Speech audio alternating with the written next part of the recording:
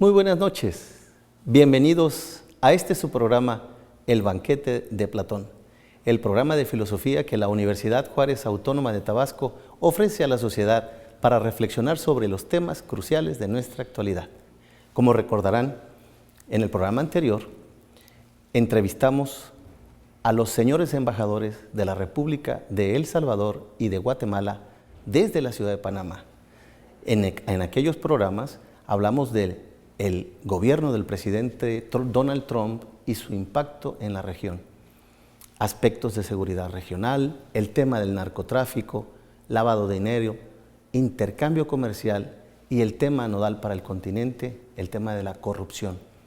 El embajador de Guatemala nos hizo un pormenorizado relato de cómo triunfó ese pueblo enjuiciando al presidente Otto Pérez Molina y a la vicepresidenta por comprobados casos de defraudación fiscal, entre otros señalamientos de corrupción.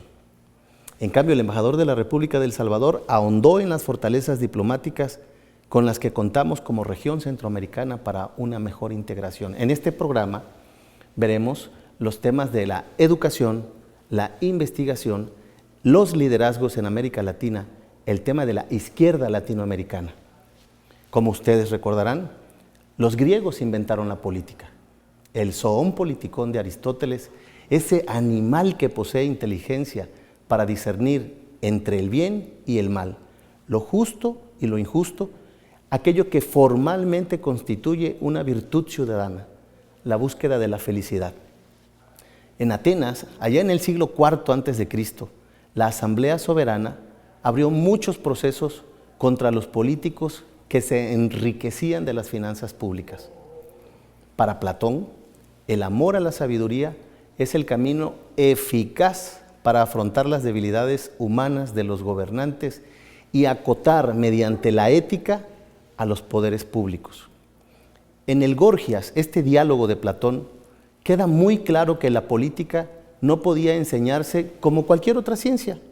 El filósofo tenía que ver solo el bien en sí mismo. Entonces la educación en torno a la política en la República será esencial. Recuerden ustedes que en el siglo XVI se hablaba de la virtud y letras, decían los reformistas, ética e inteligencia. Esa es la importancia del pensamiento filosófico. Por eso te invitamos a que nos sigas en este programa en el que discutiremos, escucharemos los aportes de dos prominentes diplomáticos sobre los liderazgos en América Latina, sobre la izquierda y sobre la educación, entre otros temas de tu interés. Sigue con nosotros aquí en el Banquete de Platón, canal 35.1 de la Universidad Juárez Autónoma de Tabasco, y te recuerdo que también puedes vernos en línea.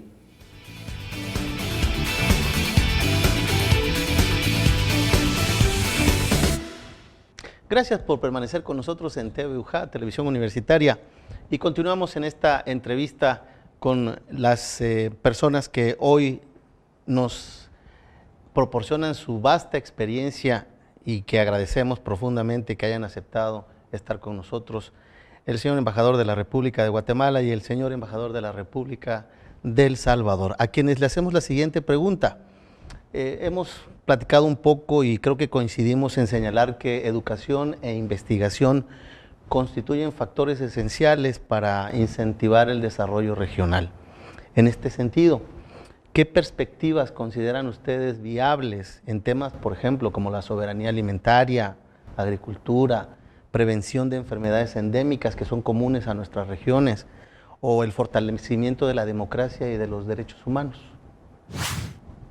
Hablar sobre perspectivas de investigación y de reforzar la común idea de que la educación es fundamental para el desarrollo de las naciones, hay que decir que nuestras naciones necesitan también una reforma profunda de los sistemas educativos. ¿Por qué? Porque en la mayoría de nuestros países la educación no está pensada en función del desarrollo de la nación. Está pensada en función de respuestas inmediatas a necesidad indeterminada de educación o a compromiso político o simplemente a favoritismo económico a los sectores que tienen educación privada en nuestras naciones. Pero no hay una educación pensada en función de necesidades reales de la nación. Es decir, si a mediano o largo plazo este país necesita técnicos, pues a formar técnicos. Y no saturar el mercado educativo de aquellas carreras que resultan mucho más rentables para quienes tienen en sus manos la educación privada, sobre todo la educación privada. Pero aquí digo, no es problema de la educación, del sistema educativo privado, es problema de políticas públicas que establezcan las condiciones para decir hacia qué se va a destinar la educación o hacia qué sectores. Entonces, la primera cosa que diría es eso: nuestros países necesitan repensar la educación en qué áreas y que las áreas respondan a necesidades reales, pero además que estén ligadas al tema laboral. Es decir, de nada sirve tener, como en mi país, 25.000 abogados que sabemos que terminarán en un territorio de 22.000 kilómetros cuadrados, un abogado más, más de un abogado por kilómetro cuadrado, que terminarán en la calle, en el ejército de desempleados. Entonces, en vez de buscar cómo pensar en una distribución racional de la fuerza productiva, la fuerza intelectual de nuestras naciones. Sin lugar a duda, además de establecer áreas de prioridad nacional o de prioridad regional, porque también hay que pensar en la educación, hay que pensar regionalmente, y de eso tal vez hablamos un poco más adelante. Pero lo que sí es cierto es que además de eso hay que buscar cómo ligar la formación básica, la formación académica, lo estrictamente académico, con la investigación. Buscar como que estos dos ejes se conviertan en los ejes fundamentales de la formación que se da a las nuevas generaciones, tratando de que también la investigación responda a necesidades, a iluminar, a buscar cómo establecer pautas para el desarrollo social, económico de nuestros países. Muchas gracias, el doctor Fonseca, embajador de la República de El Salvador. Señor embajador, ¿quiere usted agregar algo? Sí, realmente en el tema de educación, para principiar, es uno de los ejes estratégicos de la administración actual del gobierno de Guatemala. Este eje va orientado, el primer paso que se dio fue aumentar el porcentaje del presupuesto general de la nación, que estaba más o menos al 13% del presupuesto general en temas educativos. Esto ha afectado positivamente a la población. El asunto es de que la educación debe ser un bien común que está garantizado también en la Constitución Política de la República de Guatemala, pero tiene dos grandes ejes, la privada y la pública. La privada es la que ha orientado y es la que se ha esforzado más por el tema de investigación. Las universidades son privadas en su mayoría, de las 22 que hay, tienen más orientado, pero esto pues es un poco más difícil porque dentro de los presupuestos que son públicos, el porcentaje no llega ni al 1%. Entonces, son uno de los temas que está arrancando.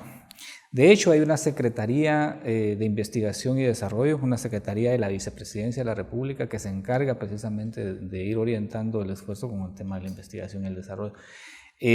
Nuestros países, pues en un momento dado, importan, en algún momento dado, muchos insumos, muchos ingredientes que deberían de producirse en nuestro país. Entonces esto es un factor que va a contribuir al desarrollo, obviamente, pero sí es un paso que hay que ir fortaleciendo, o sea, es un área que necesitamos fortalecer. En el área de la seguridad alimentaria, hay una secretaría también que es la Secretaría de Seguridad Alimentaria específicamente para poder atacar todos aquellos inconvenientes que le vayan a afectar a la población. Guatemala es un territorio de 108,000 kilómetros cuadrados, productor de alimentos, por excelencia. El problema es de que no se le da el valor agregado al producto, porque muchas veces cuando miramos nosotros la cadena del frío o la cadena de conservación de alimentos, tiene un tiempo de vida muy limitado. Pero se están dando pasos en ese sentido para poder ir dándole el valor agregado para asegurar la población tenga los alimentos necesarios. A pesar de ello, hay un área, el corredor seco, que tiene incluso parte del territorio de El Salvador, de Honduras y del oriente de Guatemala, que han escaseado las lluvias por el tema del factor climático. Entonces, el asunto es de que en los primeros años, cuando se dieron estos problemas de seguridad alimentaria, de inseguridad, la población comenzó a levantar la mano y a decirle al gobierno: no tenemos que comer. Bueno, la mano amiga siempre se dio de hermano, se les apoyó, se hicieron campaña nacional. El segundo año igual no tenemos que comer, pero el tercer año ya dijeron: bueno, si tienes limones, pues haz limonada, tienes que ver qué hacen. Entonces comenzaron los proyectos de introducción de agua, mini riegos, y entonces la gente comenzó a buscar formas de poder sobrevivir. A final de cuentas, en Guatemala, quien se muera de hambre, pues podríamos decir de que pues, es inconcebible, porque tenemos las bondades territoriales de que donde siembras una semilla, y yo digo, aquí nosotros en nuestro país no se da lo que no se cosecha, lo que no se siembra, porque es muy bondadoso, pero siempre existen las limitaciones de los recursos económicos. Entonces, estos aspectos de desarrollo y de investigación y de educación ha ido incrementándose. Ahora, nosotros en Guatemala, de acuerdo a las últimas estadísticas, hay un porcentaje de pobreza que llega al 60%. Y eso afecta bastante el tema de la educación. ¿Qué ha sucedido? En algún momento una de las salidas es mano de obra barata. Los migrantes. Entonces, a veces la gente migra a distintos países para poder satisfacer sus propias necesidades. Aquí a Panamá la migración es de otro tipo de gente gerenteando empresas, líderes con sus propias empresas. Es una migración un poco que va contribuyendo al desarrollo del país. Hacia los países del norte han representado ingresos por más de 7.200 millones de dólares anuales. Las remesas familiares que llevan los migrantes. ¿Sí? Entonces, en un momento dado, están contribuyendo directamente a la economía porque es una ayuda directa a las familias que contribuyen y que fortalece el tema de la economía. Sí, la economía. Entonces, en esa medida, estamos preocupados por mejorar los índices de educación y que de hecho pues, se están incrementando. A veces tenemos medidas muy alarmantes con los porcentajes que ingresan a la educación primaria, a la educación secundaria o a la educación superior universitaria. Entonces, pero sí está mejorando, está mejorando. Me llama mucho la atención, si entendí bien, señor embajador, el 13% del presupuesto general de la Nación está orientado a educación. Esto es un dato que es importante subrayar porque creo que vale la pena, dice mucho de las políticas públicas efectivamente y de la prioridad de los estados, de los gobiernos respecto a los pueblos. Muchísimas gracias, señor embajador. Pues nos adelantamos un poco a esta pregunta que tenía que ver evidentemente pues con el bienestar desde el punto de vista educativo. Vamos a una pequeña pausa, queridos televidentes juchimanes. Estamos desde la ciudad de Panamá transmitiendo para ustedes a toda la región de Tabasco, sur, sureste, a los que les enviamos un cordial saludo desde la ciudad de Panamá, desde TV UJAT, Televisión Universitaria. Siga con nosotros.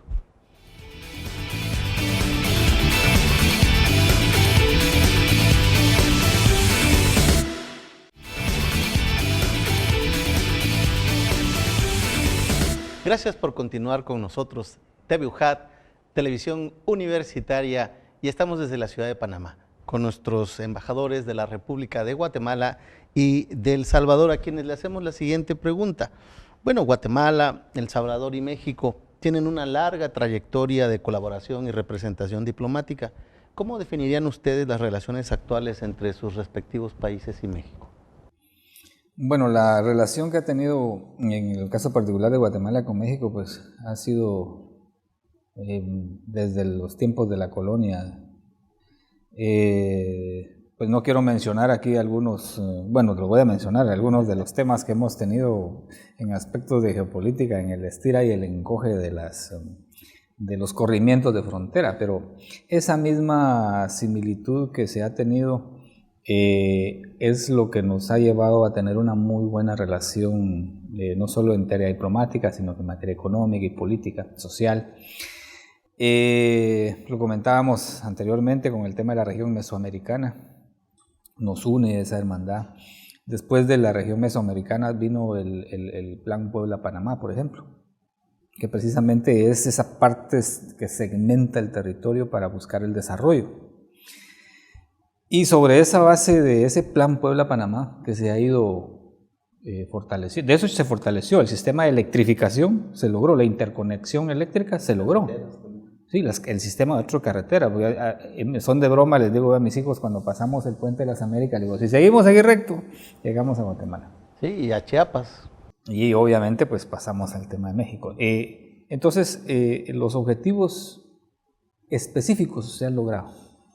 Entonces, la relación que se ha mantenido, esto yo creo que lejos de que pudiesen haber fronteras, nos ha aperturado más para los flujos turísticos. Tenemos muchas similitudes y muchos apoyos interregionales que nos permiten esa convivencia pacífica.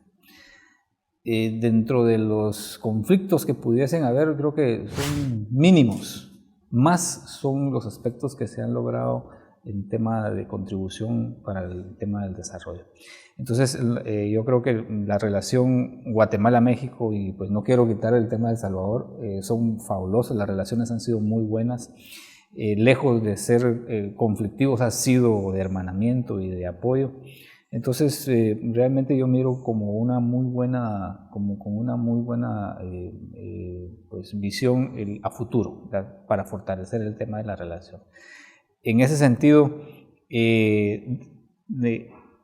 lo que yo en un momento dado pues pudiese sentirse como la separación era lo que comentaba al principio.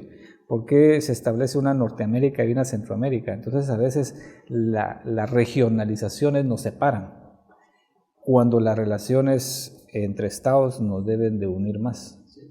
Entonces, en ese sentido, México ha sido bastante de apoyo en el tema principalmente de atención a los guatemaltecos. Y tenemos una muy buena misión representativa allá en México que ha fortalecido ese aspecto. En los aspectos culturales entre los departamentos, por ejemplo, para ustedes son estados, los del sur, ha habido una muy buena interacción en el tema cultural y educativa principalmente. Porque incluso sucede de que guatemaltecos van a estudiar a veces a las escuelas mexicanas, sí, o los mexicanos pasan también a las escuelas guatemaltecas donde no hay geográficamente posibilidades de esos tipos de apoyo. Hablábamos del tema del agua, que también se surte a las comunidades mexicanas en el sur, y también ustedes donde no hay luz, también hay una... Entonces, yo creo que es la relación de la buena vecindad, la estamos llevando a cabo.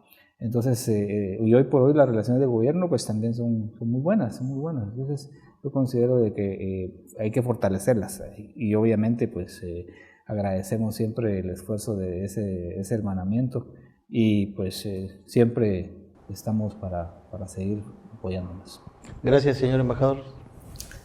Estaba pensando mientras escuchaba aquí a mi colega, y yo creo que la única cosa que nos divide a México y El Salvador es el fútbol, porque ahí sí nos tiramos a matar. Cuando juega en México o El Salvador, ahí sí somos enemigos. Pero en todo lo demás, es que comemos lo mismo, bebemos lo mismo, respiramos el mismo aire, vivimos sobre la misma tierra que en algún momento fue una región integrada sin frontera en Mesoamérica. Entonces, creo que al margen de las divisiones políticas de nuestras naciones y al margen de las relaciones diplomáticas, se puede decir que tenemos un excelente lazo histórico, así, muy fuerte. Y obviamente nuestros estados, nuestros gobiernos han buscado como mantener, fortalecer. Ahora, lo que sí es cierto es que se nos presenta en estos últimos años y se nos va a presentar en estos próximos, a propósito del fenómeno del nuevo gobierno de Estados Unidos, el gran reto de buscar cómo pensar más nuevamente como región, Centroamérica, México, porque al final, como en algún momento mencionó el embajador de Guatemala, el norte de Centroamérica, es decir, lo que es el triángulo norte para Centroamérica más México, está constituyendo la gran frontera con Estados Unidos. Y eso para todos los efectos. Entonces, una manera de no hacer el trabajo gratuitamente, el trabajo sucio de los norteamericanos, sino buscar cómo asumir el reto también de mejorar las condiciones de vida de quienes pasan y quienes viven en la región, pues es buscar cómo pensar regionalmente. Así que yo en eso quiero ser optimista y creo de que las raíces culturales, las grandes raíces históricas y fuertes raíces históricas que tienen nuestras naciones, las naciones centroamericanas con México, nos va a ayudar a salir adelante. Es el siglo de Latinoamérica. Este es el siglo de Latinoamérica. Así que yo creo que podemos ser optimistas. Nuestra universidad lleva el nombre del Benemérito de las Américas, don Benito Juárez García, que fue presidente del país, y es emblemático que sea la Universidad Juárez Autónoma de Tabasco, quienes hoy también nos proporciona este espacio de reflexión, porque mientras usted hablaba, señor embajador, recordaba que tenemos una división de nuestra universidad en la frontera sur con Guatemala, la división de Tenosique, la división de los ríos, y cada vez más nuestra universidad está recibiendo también estudiantes que están interesados, por ejemplo, en el área de medicina, en el área de educación, y eso es muy importante, es como también ir estrechando los lazos también de lo que podemos nosotros ofrecer desde el punto de vista educativo. Siga con nosotros, estamos en TV UJAT, Televisión Universitaria. Es el último tramo de nuestro programa desde la ciudad de Panamá. Quédese con nosotros.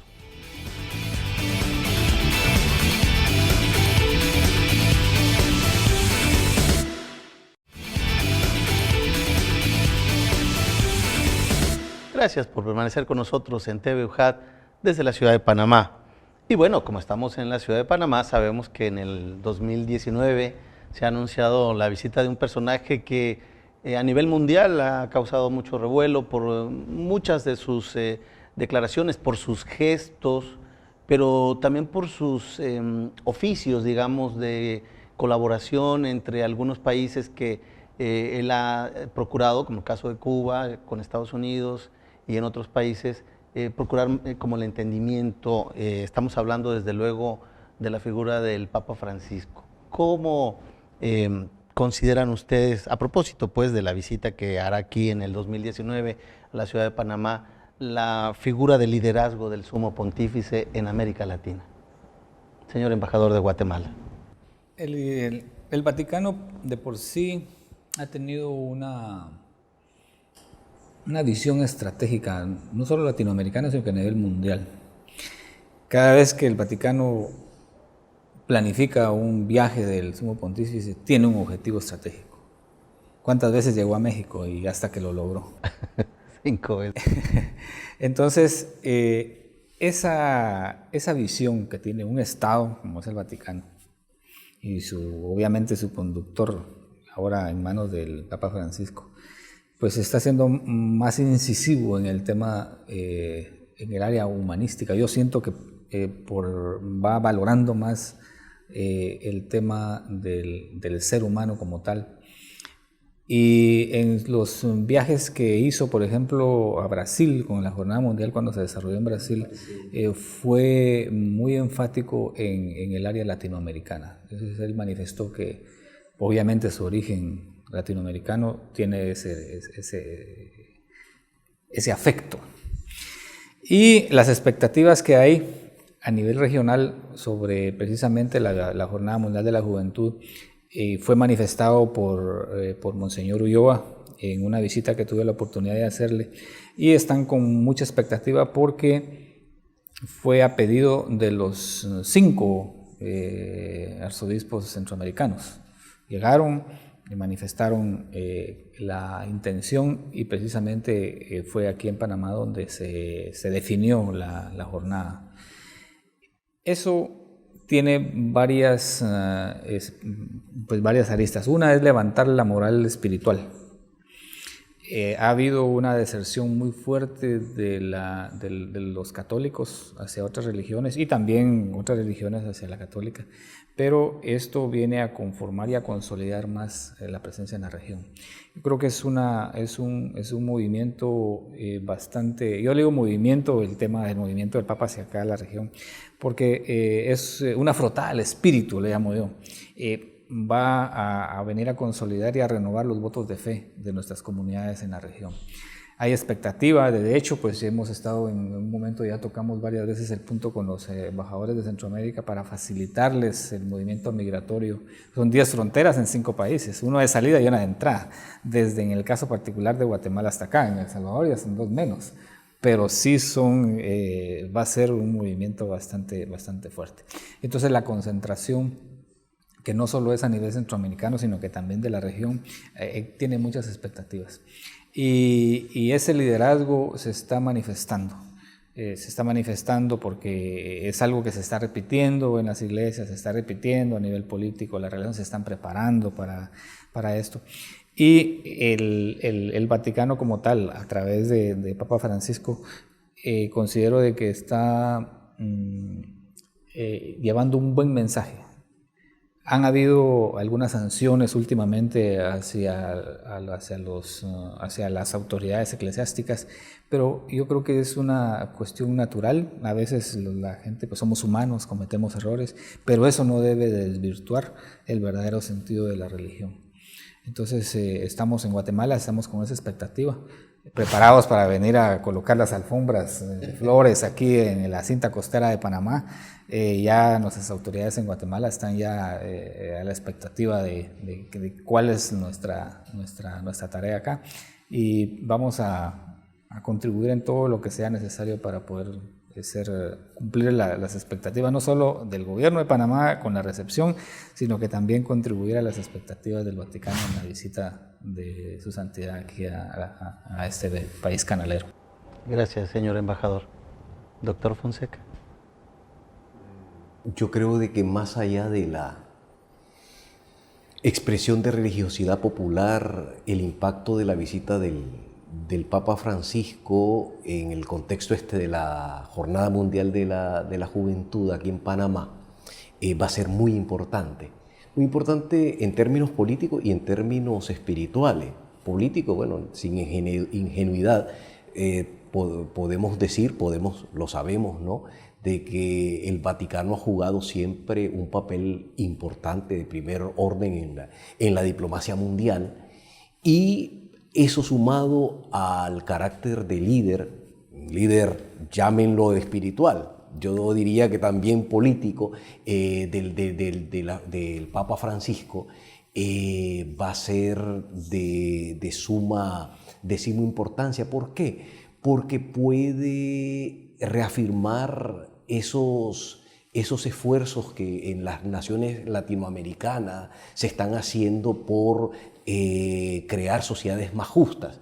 Y su llamado, su carisma profético puede ayudar a alzar la voz de aquellos que no han tenido voz en nuestros países para poder propugnar por un mundo más justo en una tierra que ha visto mucha muerte, que ha visto mucho mártir, que ha visto mucho dolor, pero que también que vive ahí en medio del dolor, vive la esperanza. Entonces puede ciertamente desde esa figura, desde la posición política internacional que representa el pontífice y él como hombre carismático, como hombre líder mundial, seguramente va a impactar. Pero también en términos espirituales, como decía aquí mi colega, y es que aquí, a propósito de sufrimiento, hay mucha gente que en el seno de la iglesia o en el seno de la sociedad vive tragedias humanas, y con su mensaje podrá seguramente sanar heridas, podrá despertar sobre todo esperanza. Entonces yo sí creo que va a ser de suma importancia, amén de las manifestaciones culturales religiosas que seguramente se van a ver en este país de todas nuestras naciones latinoamericanas. Yo creo que también, si me permite hacer un agregado, el liderazgo se manifiesta en varias aristas. El liderazgo político, por ejemplo, logró un acercamiento entre los Estados Unidos y Cuba. Fue una puntada muy, muy sutil que contribuyó a restablecer relaciones diplomáticas entre dos estados. Eso no se había logrado, habían muchas presiones. Con el tema de la paz en Colombia, también tuvo un papel bien importante para poder llevar esa conciliación. Me acuerdo de una foto donde sentó al expresidente Uribe y al presidente Santos. Precisamente, no los sentó, les pidió que estuvieran presentes ahí para poder tener ese diálogo y para poder buscar el bien común de sus países y apoyar la paz. Entonces, cada uno de los países en Latinoamérica han visto esa transformación. Aunque a veces yo le hablo sobre el punto culminante de algún proceso, la bendición de Dios está sobre él en estos dos momentos. Y que de hecho han afectado a Latinoamérica desde términos de la Segunda Guerra Mundial, pues son conflictos, son sociedades que necesitan llevar aliento, que necesitan una renovación espiritual, y obviamente si se puede combinar con las decisiones políticas, pues qué mejor. Entonces ha habido una muy buena presencia, y tal vez el momento oportuno en que se está llevando a cabo todos estos eventos pues marcan y fortalecen el tema del liderazgo. Entonces ahí depende ahora de nuestros estados también sacar buen provecho en el buen sentido de la palabra para poder sentir ese esfuerzo. Pero sí, para mí se ha manifestado más. Sí, es como esos vientos de frescura que muchas veces necesitan nuestras sociedades, ¿verdad? Cansadas a veces de tantas malas noticias, bueno, abrir estos compases de nuevas ideas y de nuevas esperanzas, como apuntaba el embajador de la República de El Salvador. Pues estamos en el último tramo de nuestro programa, El Banquete de Platón, y si alguno de ustedes quiere agregar alguna palabra para concluir nuestra entrevista, Su Excelencia Pedro Amado Robles Valle, de la República de Guatemala. Muchas gracias, doctor. Realmente les agradezco el tiempo que se tomaron para poder compartir algunas ideas. Yo creo que me fue gratificante escuchar al doctor Fonseca, a pesar de sus virtudes como diplomático, tratar de compartir estos momentos fue muy gratificante para mi persona. Igual agradecerle a la universidad a la cual representa. El banquete de Platón me llamó mucho la atención, ese aspecto filosófico, pero igual, la filosofía es algo que es una de las ciencias que nos permite a nosotros poder discernir algunas cosas que a veces el buscarle el porqué a las cosas, y que sin duda alguna siempre hay una respuesta para una pregunta. Así es de que muchas gracias por el tiempo de haberse tomado, trasladarse de allá para acá, aunque las condiciones de clima son diferentes, pero siempre estamos a su disposición en la Embajada de Guatemala en la República de Panamá. Muchísimas gracias, Su Excelencia. Señor embajador. Sí, pues me sumo a los agradecimientos de acá de mi colega, a la universidad y a ti como entrevistador por conducir este programa. Realmente muy atinado. Yo creo que pensar en integración desde Panamá resulta simbólico. Lamentablemente no pudieron estar todos los embajadores de Centroamérica, que era el ideal, están de vacaciones. Nosotros ya nos reincorporamos, ¿verdad? Justo ayer a nuestras labores aquí en Panamá. Entonces creo que fue bastante rico y una cosa me queda así como regalo de este encuentro, y es que sí creo de que la integración se hace con actos concretos, y pensar integración de Centroamérica con México, pues nada mejor que hacerlo contribuyendo a esa noción, a ese concepto de integración desde actos concretos como este. Así que muchas gracias por la iniciativa, por invitarnos, y esperamos, ¿verdad?, poder haber ayudado a que la conciencia de integración de nuestros pueblos sea creciente. Muchísimas gracias. Pues así es como llegamos al final de nuestro programa El Banquete de Platón. No se pierda nuestro próximo programa, y dichosos de participar desde la ciudad de Panamá en este encuentro, en el que agradecemos nuevamente a Su Excelencia Pedro Amado Robles Valle, embajador de la República de Guatemala, y a Su Excelencia el doctor Francisco Salvador Fonseca Salgado, embajador de la República del Salvador. Muy buenas noches. Gracias por permanecer con nosotros en tu programa favorito de filosofía, El Banquete de Platón, este espacio que nos ofrece la Universidad Juárez Autónoma de Tabasco para reflexionar sobre las cosas que acontecen en el mundo y que merecen una reflexión seria, profunda, como lo hemos visto en estas entrevistas con los señores embajadores de la República de El Salvador y de Guatemala en Panamá. Nos han hablado de los temas de integración, el tema del gobierno del presidente Donald Trump, la educación y la investigación, los liderazgos en América Latina. Todos estos temas son para nosotros de vital importancia porque nos afectan en la región. Porque hoy hablamos de integración y es importante mirarnos, como decía por ahí algún presidente, mirar hacia el sur, no solamente aprender a mirar en términos de norte-sur, pero también como lo local. Por eso es importante recordar hoy al filósofo polaco Zygmunt Bauman en su obra La vida líquida. Él sostenía que hoy a las sociedades no les satisfacen las cosas sólidas, es decir, los planes, los contratos, los tratados a largo plazo, sino aquellas que son líquidas, flexibles, inmediatas, como en un vaso de agua que está listo para ser cambiado en cualquier momento. Con la era líquida, sostenía Bauman, de la contingencia permanente se impone hoy a pensar críticamente. Es decir, es bien importante para nosotros hoy una vuelta a la ciencia, a la epistemología, a la filosofía, el amor a la sabiduría, la ontología, es decir, la reflexión sobre el ser, la esencia de las cosas, la metafísica, que hay más allá de lo que vemos, pero sobre todo la ética.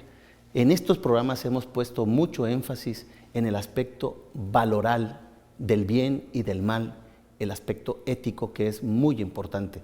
Por eso hacemos un alto para reflexionar sobre el tema de la corrupción, porque hoy tenemos que pensarnos como civilización. Allá Heidegger, uno de los grandes filósofos, se planteaba sobre el ser y la nada, el Dasein, hacia dónde vamos, de dónde venimos.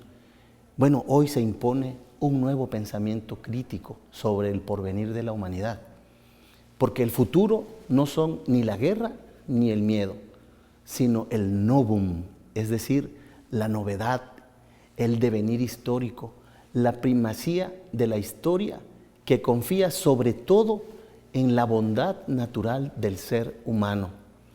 Tenemos que superar el análisis marxista de la realidad, aquel que hablaba de la contradicción de las clases sociales, de la lucha entre ricos y pobres, en la que uno tenía que imponerse sobre el otro. Es cierto que hoy tenemos nuevas contradicciones sociales en América Latina.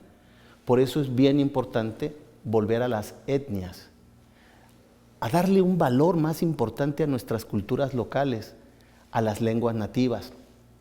Pensar en local, es decir, en términos globales, conociendo el contexto global, de ahí la importancia de estos programas de filosofía que propone la Universidad Juárez Autónoma de Tabasco, pero también actuar en términos locales, es decir, desde las comunidades, desde las rancherías, desde los lugares rurales donde nos miran, donde nos ven, desde las universidades. Es importante actuar sabiendo cuál es el contexto de lo que acontece en el mundo. Las bases del mundo de hoy se están confeccionando con nuevas características y es bien importante que las comprendamos. El control mediático, la guerra de datos, la guerra comercial, una intolerancia a lo extranjero, es decir, específicamente el tema de los migrantes, que es un fenómeno humano, de la cual también nos hablaron los señores embajadores, la autocensura en todos los medios de comunicación, la insurgencia de lo religioso como un factor de identidad, pero también el aspecto religioso como un factor de miedo, la aporofobia, es decir, el temor a la pobreza y al que es pobre, las plutocracias que cada vez son menores, pero muy, muy poderosas e inmensamente ricas, los debilitamientos del medio ambiente, que este es un tema de gran importancia y al que se le pone muy poco interés, y una sociedad dominada por la ansiedad, por las emociones frágiles, una sociedad en la que el ser humano vive atemorizado y que cada vez más necesita ciertos placebos que le permitan sobrevivir en medio de un mundo de alta tensión. Por eso, el filósofo francés Alain Touraine nos afirma contundente: otro mundo es posible, un alter mundo. Tenemos que construir una nueva sociedad. En la Universidad Juárez Autónoma de Tabasco creemos que eso sí es posible. Así que esta reflexión que hemos tenido en el banquete de Platón desde la ciudad de Panamá nos ayuda a comprender desde un aspecto filosófico las partes más importantes que hoy se debaten en Centroamérica y el Caribe. Los invitamos el próximo miércoles a reflexionar sobre nuevos temas que son de mucha importancia para nuestra vida personal. El siguiente programa lo vamos a transmitir desde la Ciudad de México, en el Museo del Estanquillo, que hace un gran homenaje al gran pensador mexicano Carlos Monsiváis. Y no te lo pierdas, porque vamos a hablar de 3 temas que nos incumben a todos. El placer, un tema de primerísimo orden en la filosofía griega, la sexualidad y el erotismo. Así que no te lo pierdas. La cita es aquí en el canal 35.1 de la Universidad Juárez Autónoma de Tabasco, TV UJAT. Recuerda que nos puedes ver también en línea el próximo miércoles en punto de las 19 horas. El banquete de Platón es el programa de filosofía que te da qué pensar. Buenas noches.